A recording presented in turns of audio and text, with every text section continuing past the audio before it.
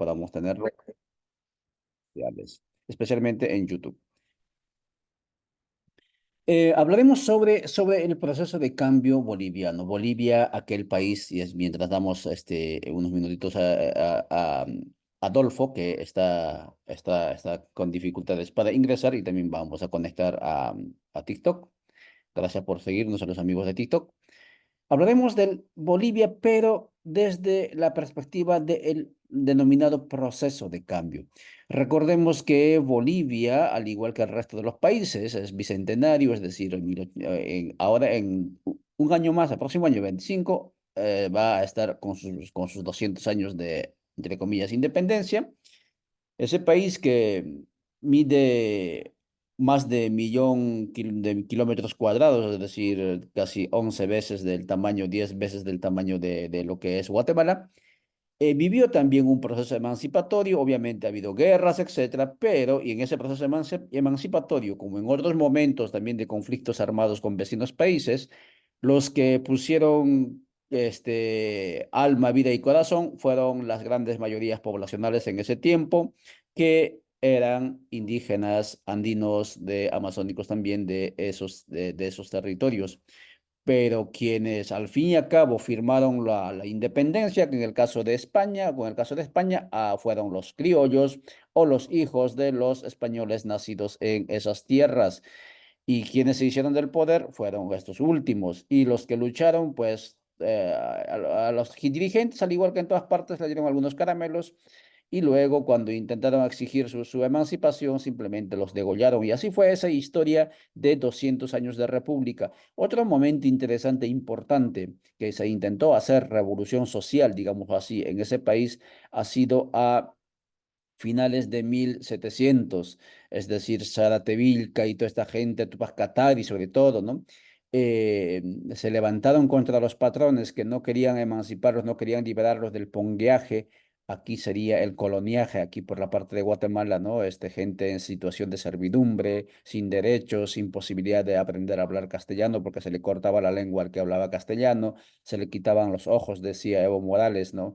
Al que sabía leer y escribir o al que se atrevía a leer y escribir, se los expulsaba de las aceras o de las veredas, ¿no? A los indígenas, cuando se atrevían a caminar por allí, porque eso era para los patrones, etcétera, se los sacaba o se los expulsaba de los parques centrales o plazas de armas que se dicen allá, porque eso estaba exclusivamente privado, garantizado o, sí, pues, contemplado para los patrones.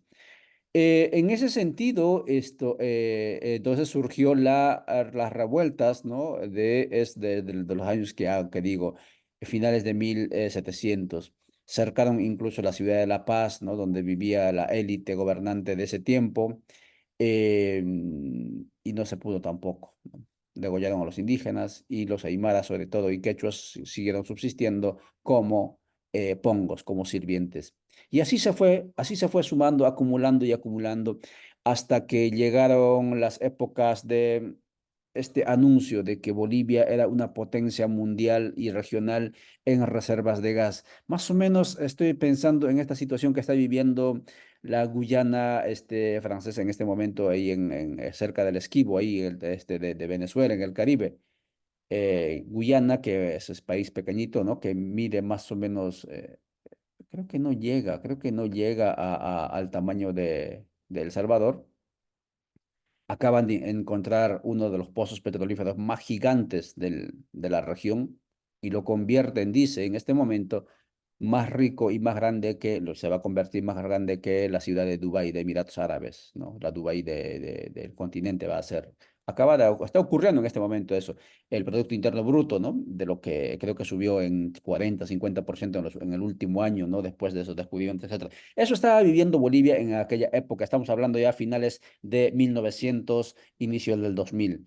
¿Y qué hizo el gobernante? Dijo, le vamos a entregar a Chile para que exporte a Estados Unidos ese gas, ese petróleo. Y la gente se levantó y dijo, esta es la oportunidad del país para poder salir a flote. Porque recuerden los que me están escuchando desde Guatemala, ¿sí? Y desde Honduras también, mientras seguimos esperando a Adolfo Mendoza para poder hablar de estos temas. Em, Bolivia, hasta el año 2000, ¿no? Un poco antes, ¿no?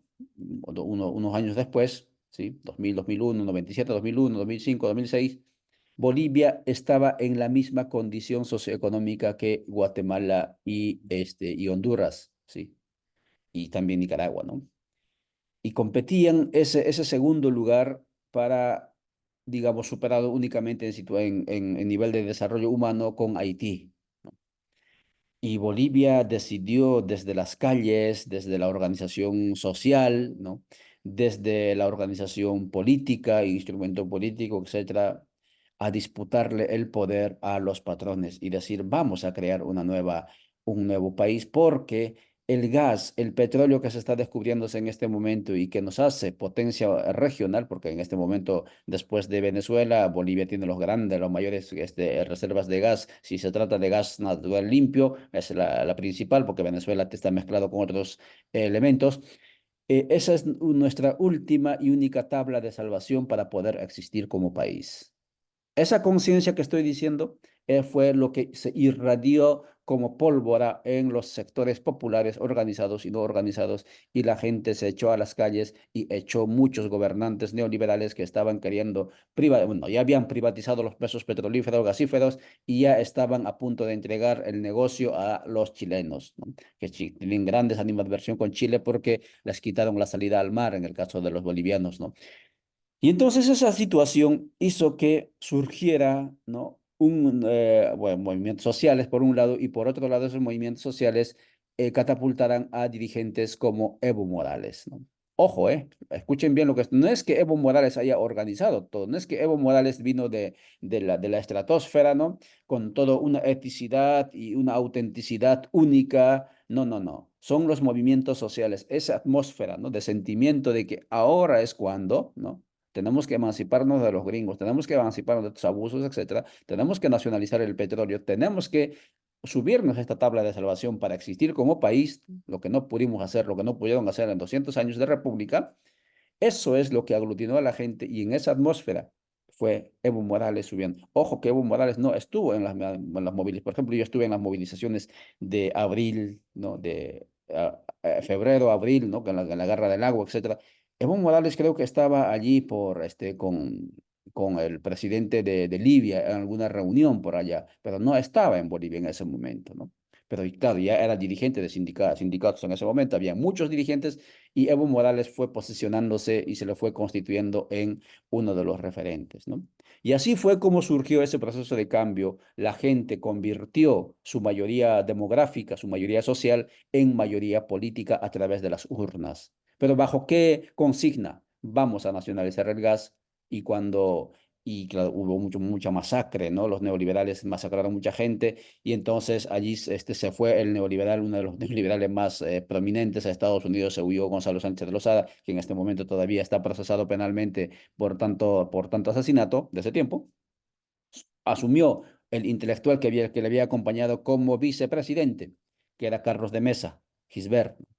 Carlos de Mesa, ante tanta presión, él dijo, no importa que la Constitución prohíba la convocatoria a una asamblea constituyente. En primer lugar, él lo que hizo fue, bueno, está bien, lo que se revisen los contratos de privatización, ¿sí? No nacionalizó, pero sí dijo que se revisen. Pero también dijo, cuando la gente le dijo a Mesa que ya no queremos solo nacionalización, queremos también asamblea constituyente porque queremos organizarnos como país de manera diferente. O sea, ya había esa idea de asamblea constituyente desde antes, pero en ese momento se fortaleció y entonces Carlos de Mesa dijo, está bien, que venga la constituyente, aunque la constitución lo prohíbe, que venga, porque al fin y al cabo lo que manda es la voluntad popular. Y así fue como se abrió la compuerta para la Asamblea Constituyente. Pero Carlos de Mesa no tuvo las agallas para convocar a la Asamblea Constituyente porque se iba a poner, digamos, contra la voluntad política de sus coetáneos de ese tiempo.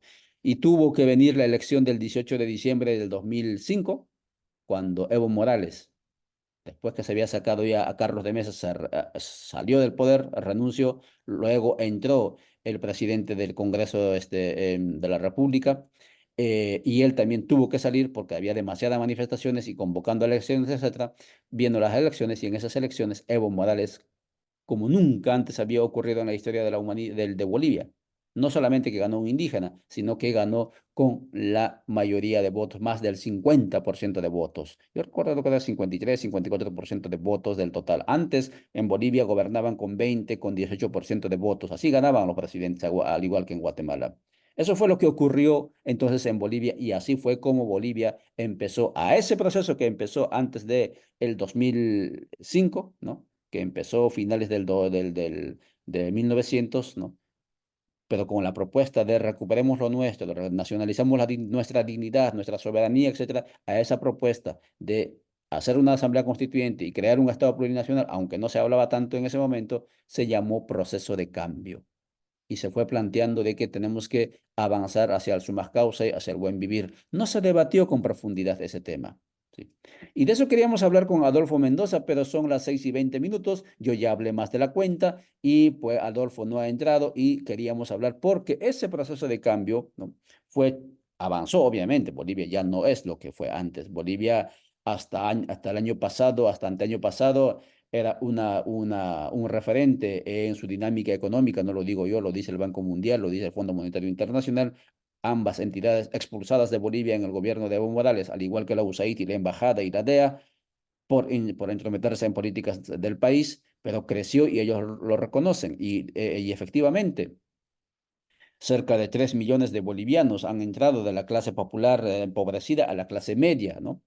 Pero su horizonte era el buen vivir, pero entonces ahí vienen los choques, digamos. Y entonces Bolivia cambió. Bolivia no es más la hermana siamesa de nuestros países que estamos en este momento a punto de caer en la hambruna. Sí, no, no lo es más, ha cambiado. ¿Por qué? Por ese proceso de cambio. Pero ese proceso de cambio ahora vive momentos difíciles. Primer momento fuerte que ha tenido ha sido el golpe de Estado que le han aplicado en el noviembre de 2019, del cual supo salir con movilización, pero sobre todo con voluntad política en las urnas, con las comunidades campesinas e indígenas organizadas y nucleadas allí, la revuelta social. Pero lo que quería decir era que ese proceso de cambio no solamente hizo cambios sociales, también, digo, políticos, económicos, también hizo cambios sociales. Hizo que un país que estaba diseñado exclusivamente para el gobierno de blancos y con blancos y para blancos, que indígenas como Morales y mucha gente como él subiera a los espacios de poder y se atreviese, aunque sea en relato, ¿sí? Plantear un horizonte diferente como fue el buen vivir, como fue el tema de teñir de colores a las instituciones públicas. En ese momento, en este momento, el país, especialmente los movimientos sociales, el más específicamente como instrumento político, vive pugnas internas. Parte del proceso, por supuesto que sí, como les digo, porque todos han sido y hemos sido formateados por la maquinaria y las herramientas de la modernidad que nos lleva a la individuación. Y entonces todos los individuos, tanto Morales, Arce y toda la argolla que está alrededor de Morales, etcétera, pelean para poder estar otra vez en la representación porque se dan cuenta que sí se puede llegar al poder o a gestionar el poder. Y entonces esa situación genera condiciones así de efervescencia, de confrontación interna, y para mucha gente eso le preocupa más de la cuenta y dice, se está cayendo ese proceso de cambio. No lo sé, no creo que se esté cayendo ese proceso de cambio. El proceso de cambio vive su proceso, ¿no? Como dice, su camino. No es perfecto, es perfectible, no ha hecho todo lo que se prometió hacer, imposible desmontar una maquinaria de 2 siglos y especialmente en una atmósfera, ¿no? No sé, de 500 años del modelo de Estado-Nación, ¿no? A nivel, digamos, occidental, y en Bolivia 200 años, desmontarlo en cuestión de 20 años, ¿no? Y especialmente con criterios, con categorías y con hábitos, digamos, de Estados-naciones que nos habitan, ¿no? Bastante difícil desmontar el Estado-nación, Estado republicano, Estado colonial. Pero se hizo, están haciéndose cambios, se están haciéndose esfuerzos.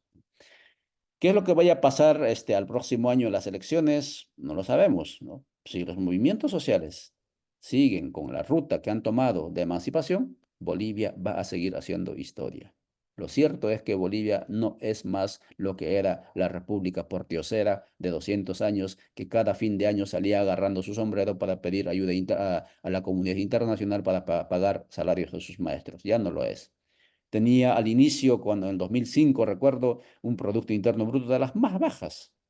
Al igual de Haití. Haití tiene más o menos en este momento, creo yo, como 17.000 millones. ¿Sí? Bolivia tenía esa misma cantidad de Producto Interno Bruto. Y esos 17.000 millones estaban bajo el control del sector privado, ¿sí? Ahora está acercándose a los 50.000 millones, pero casi el 40% está bajo el control del Estado. Interesante, ¿verdad? Ah, pero Guatemala tiene 80.000 millones y más de 80.000 millones de Producto Interno Bruto. Sí, pero el 99% está bajo el control privado. Del Estado no hay. Y entonces, el día que ellos quieran sacar su dinero, se cae la economía del país, ¿no? El asunto es que tenemos que fortalecer a los estados. Yo no soy estado centrista, pero esa es la realidad. Entonces, en esa situación está Bolivia, ¿sí? Por un lado están los evistas, por otro lado están los arcistas, dicen, pero como digo, no esperemos, ¿no? Peras del olmo, no te van a dar, ¿sí? No esperemos yuca de la malanga va a dar malanga, la yuca va a dar... O sea, si fuimos formateados, si estamos siendo formateados y los hijos de los dirigentes sociales van a las escuelas privadas o a las universidades o al extranjero a estudiar derechos humanos, etcétera, cuando vengan y gobiernen y quieran hacer revolución, lo que van a intentar hacer es reconstruir, ¿sí? Casas nuevas, pero con las mismas herramientas y bajo los mismos modelos de la casa patronal. Entonces, es todo un desafío el tema de cambio de instituciones, de constituciones, de proyectos de vida, etcétera. Nos debemos mucho a nuestras circunstancias, a nuestra formación. De eso, amigas y amigos, queríamos hablar con nuestro compañero amigo Adolfo Mendoza, a quien lo conocemos, pero no tuvimos la oportunidad de poder hacerlo. Será en la próxima. Entonces, es el adelanto que les dejo sobre qué es lo que está pasando en Bolivia. Pero la promesa está, vamos a ver en qué momento hacemos con Adolfo Mendoza este abordaje, porque así nos interesa ver por dónde está mirando, ¿no es cierto? Él, porque él ha sido uno de los iniciadores de la Asamblea Constituyente, ahí nos conocimos, y a escuchar su lectura, ¿no? Y entender un poquito mejor sobre Bolivia, más allá de los juicios o prejuicios que podamos hacer, ¿sí? Están haciendo camino, están avanzando, ahí se detienen, hay retrocesos, pero lo importante es que hay voluntad de hacer ese camino.